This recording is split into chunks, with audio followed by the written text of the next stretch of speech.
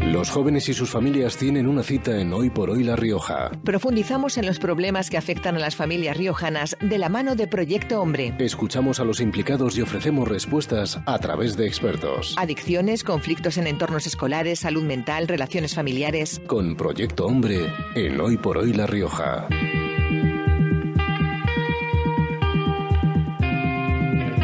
Bueno, Estíbaliz, pues primer miércoles de mes, yo creo que los oyentes a estas alturas ya saben lo que eso significa, ¿verdad? Hombre, y más que nada ya la sintonía es súper reconocible. Hoy hablamos con Proyecto Hombre, Jorge, además de un tema que está de máxima actualidad, ¿no? Como es la salud mental en nuestros adolescentes. Desde luego, Óscar Pérez, coordinador terapéutico de Proyecto Hombre, ¿qué tal? ¿Cómo estás? Hola, muy buenas, Jorge. Estíbaliz. Además me dices que te gusta la careta de entrada, ¿verdad? Me encanta la sintonía, estoy enamorado. Bueno, acompañado hoy por Angélica Gonzalo, que es psicóloga de la comunidad terapéutica. ¿Qué tal? ¿Cómo estás? Buenas tardes, hola, bienvenida. Buenas tardes. Y por Beatriz Martínez, psicóloga también en el programa de menores. ¿Qué hola, tal? ¿Cómo buenas. estás? Buenas. Bueno, Óscar, ¿cuál es un poco el planteamiento general que queremos trasladar hoy a las familias? Porque estamos hablando de un asunto muy delicado, un asunto clave como es la salud mental de nuestros adolescentes. Bueno, yo creo que el planteamiento general es que si estamos haciendo hoy un programa aquí en la SER sobre la salud mental y adolescentes es una buena noticia, quiero decir, porque es un tema que de alguna manera hemos estado en las últimas décadas tomando mucha conciencia, conciencia en cuanto a la prevención. De esto casi hace 2 décadas no se hablaba de que los jóvenes, bueno, no tenían problemas de salud mental o los tenían muy raramente, ¿no? Hoy sabemos que gran parte de los problemas de salud mental ya han aparecido a los 18 años. Nosotros en Proyecto Hombre trabajamos desde hace 35 años aquí en La Rioja y para nosotros no es algo nuevo. Siempre hemos visto que las personas que acudían a Proyecto Hombre en concreto, gran parte, casi estamos hablando de la mitad de las personas que acuden a Proyecto Hombre, no solo acuden con un problema de salud mental referente a las adicciones, sino que tienen otros tipos, otros trastornos, otras enfermedades referentes a la salud mental. Y es cierto que nosotros que trabajamos, bueno, ya lo hemos hablado muchas veces, el programa Reconecta, hay 7 personas, 7 psicólogos, 7 profesionales y psicólogas dedicadas exclusivamente a la atención a adolescentes. Sabemos que no nos gusta poner etiquetas, no nos gusta decir tienes esta enfermedad ya para siempre, pero sabemos que es algo que preocupa a las familias y sabemos que ya empiezan a presentar síntomas, conductas que nos están diciendo que las cosas no van bien. Esto significa que si lo podemos pillar ahí, el problema, cuanto antes lo pillemos, mucho mejor, porque pillar los problemas a tiempo significa prevenir y significa que esas personas de adultos van a tener muchas más posibilidades de desarrollarse de manera feliz en su vida, de estar bien, de estar con una vida saludable, ¿no? Muchas más que si hacemos un diagnóstico o se ve el problema mucho más tarde. Está claro. Angélica, porque ¿cuál es el impacto, ¿no? Que puede tener precisamente en el desarrollo, ¿no? de los adolescentes este tipo de problemas, ¿no? de salud mental? Bueno, a ver, en los adolescentes es verdad que luego se pueden desarrollar en numerosos trastornos que luego Bea os hablará más en profundidad, pero sobre todo nosotros también nos estamos encontrando que no son trastornos al uso, bueno, que no son diagnósticos como tal, pero sí aparecen una serie de conductas muy disruptivas, ¿no? Como pueden ser las autolesiones o el tema de las ideas de suicidio, las conductas de suicidio, que sí que es algo que a nosotros también nos preocupa. Angélica, ¿cuál es tu punto de vista, tu perspectiva? Ay, perdona, Bea. Nada, tranquilo. Bueno, pues un poco yo al trabajar directamente con menores, uno de los últimos casos que nos ha llegado es, pues por ejemplo, una menor que estaba teniendo en casa pues muchos temas de desvalorización, de comparación con su hermana, y sí que es verdad que estaba teniendo un montón de síntomas ansiosos, llevados al extremo, que le estaban haciendo sufrir muchísimo. La madre no estaba prestando atención un poco a esas conductas y sí que acabó, pues como dice Angélica, en autolesiones. También influyó mucho la comparativa que ella hacía con otras personas a través de redes sociales, que hoy en día esto les afecta como un montón. Y sí que es verdad que una baja autoestima influyó muchísimo en todo el sufrimiento que estaba teniendo, en este caso, esta menor. Y bueno, pues trabajamos un poco estrategias alternativas para afrontar ese malestar. ayudar. Claro, es que decía Óscar la importancia de detectar esto tempranamente, ¿no? Para evitar problemas futuros, pero quizá el origen es una profunda reflexión de qué está provocando esa vulnerabilidad en nuestros adolescentes, ¿no? Porque me imagino que es una responsabilidad social el que los jóvenes pues tengan esa vulnerabilidad de salud mental. Sí, yo creo que hemos atravesado una época en la que se pretendía ver un problema exclusivamente sanitario del tema de la salud mental, pero yo creo que desde hace tiempo ya se está viendo que efectivamente hay un problema social. O sea, que el problema de la salud mental no es un problema individual de una persona que está enferma, ¿no? Que se tiene que tratar, sino que hay un problema. Muchas veces, por ejemplo, lo vemos muy claro, por ejemplo, nosotros como adultos, llevo 2 meses deprimido, pero claro, estoy deprimido y he ido al médico para que me traten esta depresión, pero claro, estoy deprimido porque me han echado del trabajo, o llevo 20 años en un trabajo en el que estoy mal, en el que estoy frustrado, en el que me pagan muy poco, en el que me siento mal, o porque no puedo pagar el alquiler, o porque no puedo llegar a fin de mes. Es decir, hay unas estructuras sociales que desde luego muchas veces son enfermizas, es decir, que nos afectan directamente al problema de la salud mental. No hablemos nada de los adolescentes, cerebros que se están formando, pero sobre todo personas que están buscando identidad y que tienen que soportar un intenso estrés en esa búsqueda de su sitio en el mundo, que a veces no están tan bien acompañados como ojalá quisiéramos, que a veces tienen vulnerabilidades ya de partida, pues porque en casa las cosas no van bien, porque sufren bullying, porque tienen algún problema añadido, por ejemplo, del espectro autista, porque, bueno, por determinadas causas, efectivamente, que pueden ser genéticas, son más vulnerables, pero luego hay un ambiente, en un colegio, en una casa, en una calle, en un barrio, que provoca, lo vemos clarísimo con las adicciones también, que es un problema de salud mental, que no es lo mismo vivir en un sitio que en otro, ni siquiera en una comunidad autónoma que en otra, pero en la misma ciudad, en un barrio, al otro ir a un colegio o a otro, tener determinadas formas educativas en casa, determinada comunicación en casa. Entonces, no es una enfermedad que es genética, aunque ya sabemos que hay una causa genética importante, ¿no? Pero no, desde luego no somos genes, somos mucho más que genes, somos estructuras sociales, somos lo que nos afecta, somos el contexto, somos personas que somos muy, muy sensibles, sobre todo cuando somos niños y adolescentes, a las emociones que nos rodean, a los mensajes que se nos mandan, a lo que nos acompañan, a lo que no nos acompañan, a los límites que nos ponen respetándonos, a lo que no nos ponen. Y eso, desde luego, todo eso está influyendo en la salud mental de nuestros hijos y nuestras hijas. Es que además cada caso es particular, pero después hay unas circunstancias que, imagino, un adolescente ya se empieza a plantear su futuro, expectativas de empleo, expectativas de una vivienda, de poder emprender su propio proyecto vital, escaso protagonismo en la toma de decisiones de cosas que le afectan directamente a él. Quiero decir que esto también va creando un caldo de cultivo que puede favorecer esos problemas, ¿no?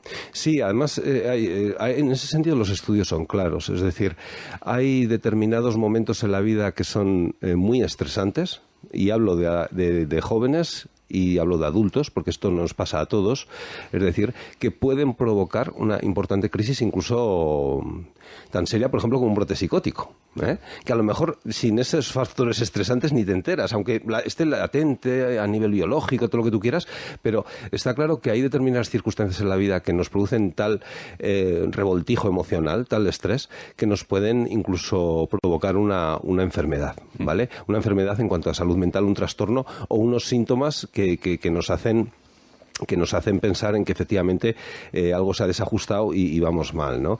Entonces, efectivamente, incluso muchos médicos psiquiatras ya, yo creo que están promoviendo esa enfermedad estructural de la que estamos hablando ahora, ¿no?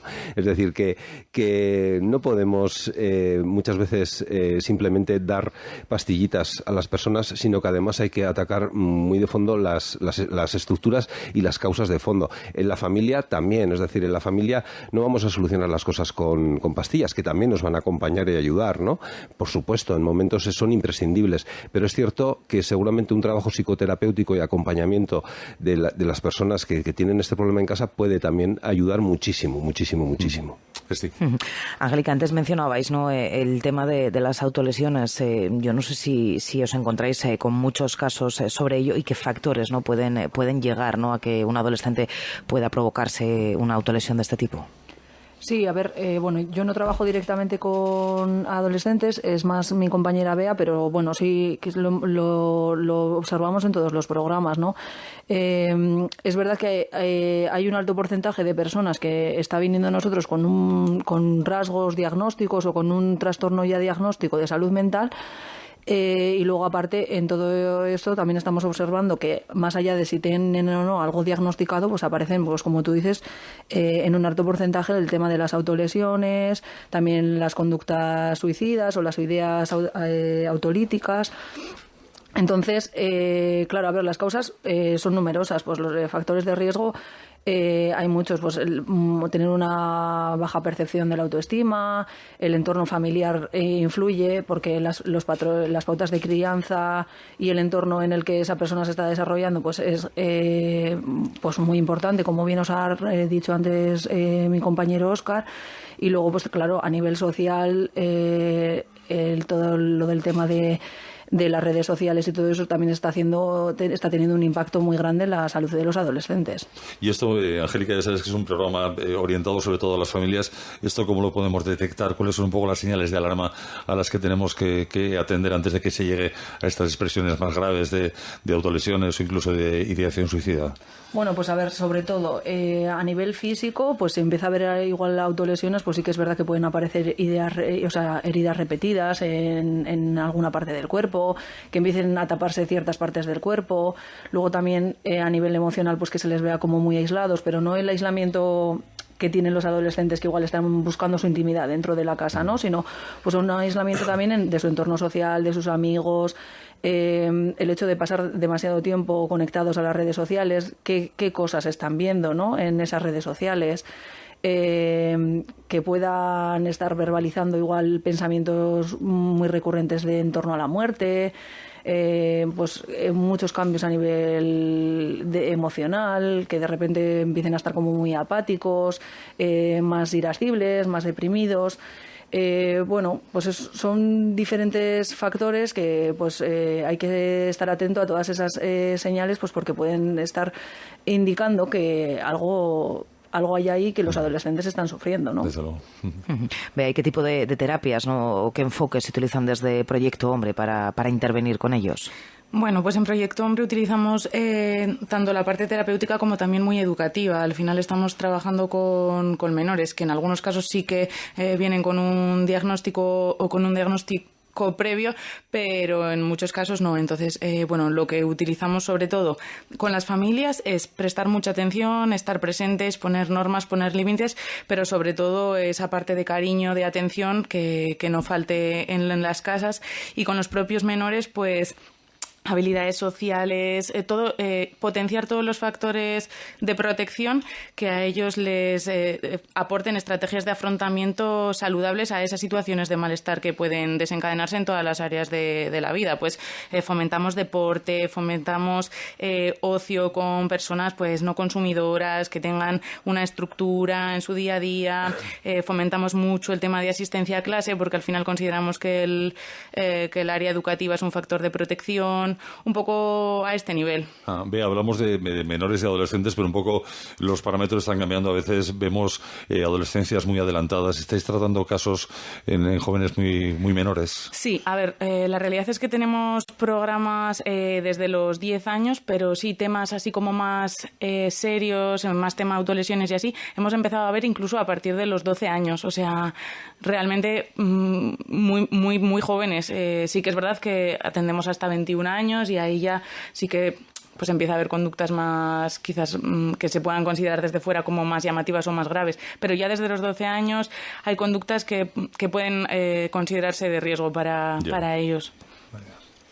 Óscar, al final volvemos también un poco, ¿no? Como decía Bea, a lo mismo. Hay una palabra clave, ¿no? Yo creo que en todos los episodios que hacemos de Proyecto Hombre, esos límites, ¿no? Esas normas, ese cariño, ese afecto, ¿no? También por parte de las familias. Sí, siempre estamos ahí en un pulso, ¿no? Siempre estamos sabiendo que tenemos que respetar una distancia que ellos empiezan a buscar, y ellos y ellas empiezan a buscar su identidad, su autonomía, se quieren diferenciar de nosotros, y sin embargo nosotros pues tenemos que mantener esa distancia, pero a la vez esa disponibilidad, esa cercanía, ese cariño, esa comunicación, ese vínculo, que no se rompa. Yo siempre también siempre os hablo de puentes, ¿no? Ese puente que puede flojear a veces en la adolescencia, pues porque pasa el río con aguas turbulentas, pero se tiene que mantener firme, ¿no? El vínculo nunca se puede romper, el acompañamiento tiene que estar. Nuestros hijos, por muy mayores que nos parezcan, muy adultos y parece que son unos ya mujeres y hombres ya, no, son personas en crecimiento, en formación, cada vez más adultos, están en ello, pero tenemos que seguir ahí, y seguir ahí, encima respetando mucho esa identidad y esa autonomía que van logrando, insisto, seguir ahí acompañando, también enfrentándonos a los conflictos, con los límites, con la negociación, por supuesto, pero en cualquier caso, nunca dejarles solos, siempre disponibilidad y estar ahí.